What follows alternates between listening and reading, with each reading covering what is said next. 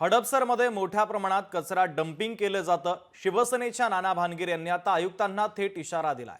पाठपुरावा करून देखील पालिकेकडून या प्रश्नाकडे दुर्लक्ष केले जातंय। 3 दिवसांमध्ये कचरा साफ करा, नाहीतर रस्त्यावरती उतरण्याचा इशारा देखील नाना भानगिरे यांनी दिलेला आहे।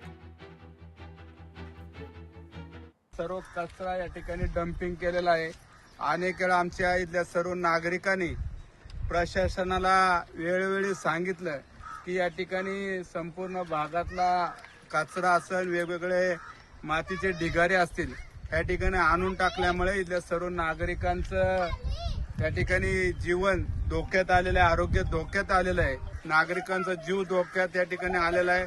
तर तुम्ही 3 ते 4 दिवसात हा परिसर जर या ठिकाणी स्वच्छ नाही केला तर संपूर्ण नागरिक या ठिकाणी रस्त्यावर उतरेल आणि जो काही या संबंधित अधिकारी असेल त्याच्या अंगावर या ठिकाणी कचरा टाकल्याशिवाय हे सर्व नागरिक गप्प बसणार नाही।